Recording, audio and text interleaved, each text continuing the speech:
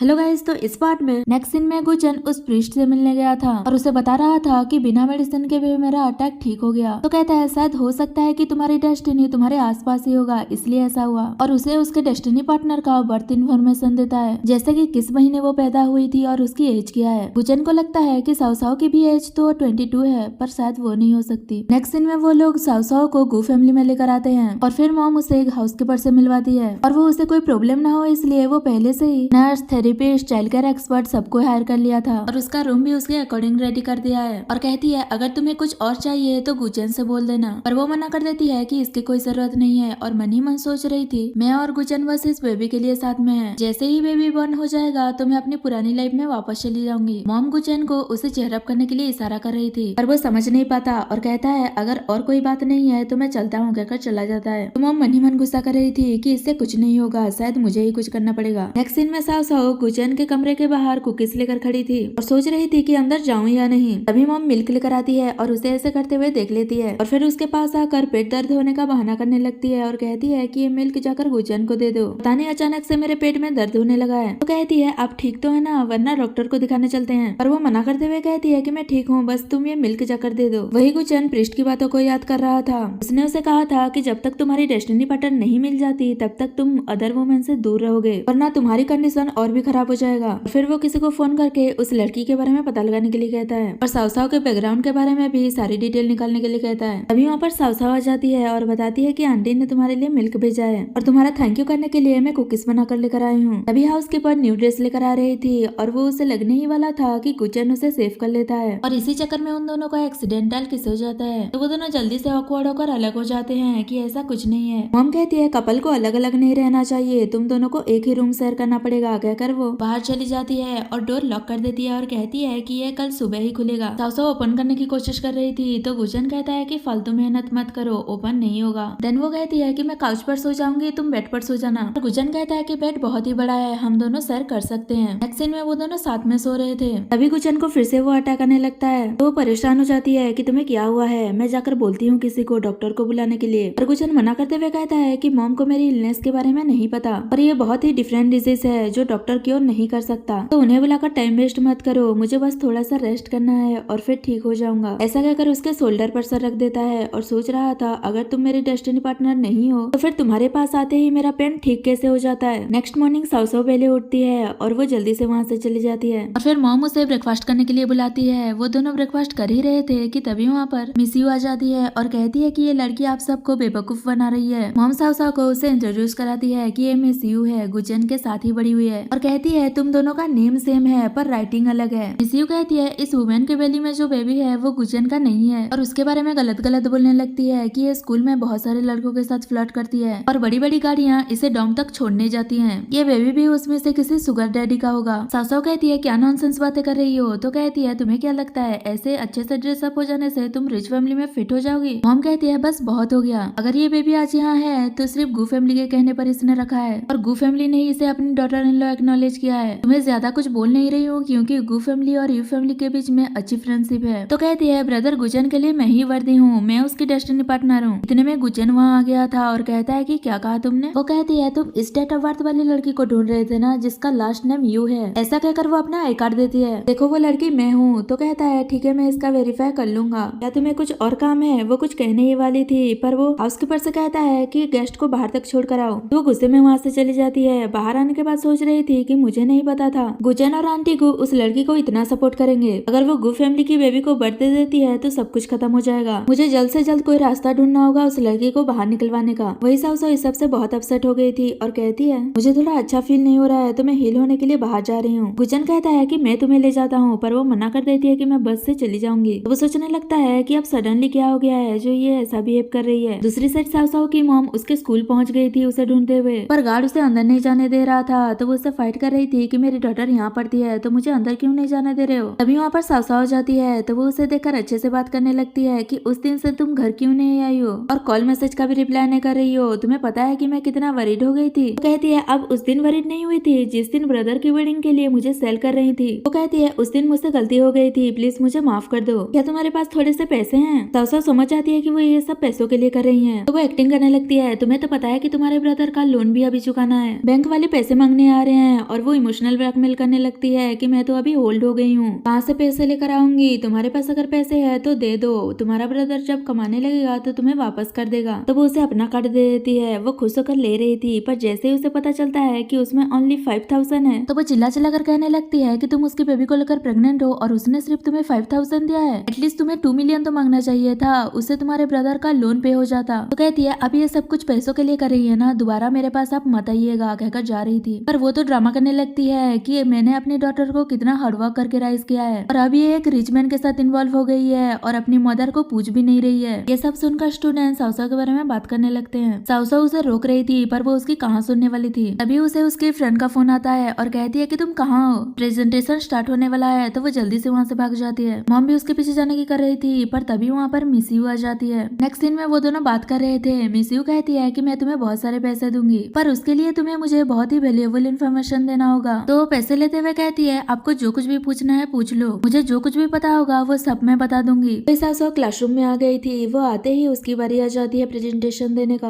वो जैसे ही प्रेजेंटेशन देने जाती है तभी वहाँ पर मिस यू उसकी प्रेगनेंसी रिपोर्ट चला देती है और कहने लगती है कि मैंने सुना है कि तुमने किसी सुगर डैडी को रखा है, प्रेग्नेंट भी हो। तो कहती है क्या नॉनसेंस बातें कर रहे हो, मैंने किसी सुगर डैडी को नहीं रखा है, क्या एविडेंस है इस बात का तुम्हारे पास। वो कहती है अभी भी तुम आर्ग्यू कर रही हो और वो उसका एक फोटो दिखा देती है और बताती है कि इस फोटो में ये अपने स्पॉन्सर के साथ है। तो सब लोग उसके बारे में बात करने लगते हैं कि ये कितना इनोसेंट दिखती है और पीठ पीछे ये सब कुछ भी करती है। तो वो कहती है कि मैं इस फोटो में नहीं हूँ, ये एडिट किया हुआ फोटो है। इसी टीचर्स को भी भड़काने लगती है क्या अभी भी आप इस लड़की को अपनी यूनिवर्सिटी में रखना चाहते हो, अगर ये यहाँ रही तो तुम्हारे यूनिवर्सिटी के रेपुटेशन का क्या होगा। तो टीचर्स भी उसकी बातों में आ जाते हैं और उसे स्कूल से निकालने ही वाले थे। अभी गुजन उसके सपोर्ट में आ जाता है और कहता है कि किसकी हिम्मत हुई गो फैमिली की यंग लेडी को बाहर निकालने का। तो टीचर्स भी डर जाते हैं कि क्या ये गो फैमिली की यंग लेडी है और वो इसी ऊपर सारा ब्लेम डाल देते हैं कि इसी ने वो फोटो वगैरह हमें दिखाया था और भड़का रही थी। तो कहती है ये सब सच है, उसकी एक सुगर डैडी है मिस्टर सन, उसकी मॉम ने खुद ये सब कुछ बताया है। गुजन कहता है हाँ ये बात सच है कि इसने किसी को रखा है, पर वो कोई और नहीं बल्कि मैं हूँ। अब भी किसी को कुछ पूछना है, मैंने ये फोटोज अथॉरिटी को सबमिट कर दिया है, वो लोग इसकी जांच करेंगे, पर अगर मुझे पता चला कि किसी ने इसे टेम्पर किया है तो आज यहाँ जितने भी लोग हैं उन सबको मैं छोड़ूंगा नहीं। ऐसा कहकर वो उसका हाथ पकड़कर वहाँ से ले जाता है। वो लोग वहाँ से जा ही रहे थे कि तभी वहाँ पर गुजन को फिर से अटैक करने लगता है। इतने में मिस यू वहाँ आ जाती है और कहती है कि तुम मेरे साथ चलो, मैं ही तुम्हें सेव कर सकती हूँ, अगर तुम किसी और के साथ रहे तो तुम्हारी कंडीशन और खराब हो सकती है। और मनी मन सोच रही थी कि तुम मुझसे कभी कंपेयर नहीं कर सकती। वो उसके पास रहना चाहता था, पर साउसो ये सब जानने के बाद खुद ही अपना हाथ छुड़ा लेती है और फिर मिस यू उसे वहाँ से लेकर जाती है। नेक्स्ट सीन में वो मेडिसिन वगैरह लेकर ठीक हो जाता है और कहता है कि तुम मुझे सेव करोगी तो उसके बदले तुम्हें क्या चाहिए, पैसे या फिर एसेट्स। तो कहती है कि मुझे ये सब नहीं, तुम चाहिए। गुजन कहता है बस यही नहीं हो सकता, इसके अलावा तुम जो भी बोलोगी वो सब कर दूंगा। तो वो साउसा के खिलाफ भड़काने लगती है कि उसकी वैली में तुम्हारा बेबी नहीं है। वो कहता है इससे तुम्हारा कोई लेना देना नहीं है। तो कहती है कि है, क्योंकि मेरी वैली में तुम्हारा बेबी है। गुजन शॉक्ड हो जाता है कि ये तुम क्या कह रही हो। तो वो उसे रिपोर्ट वगैरह दिखाकर कहती है मैंने ही तुम्हारा स्पर्म यूज किया था,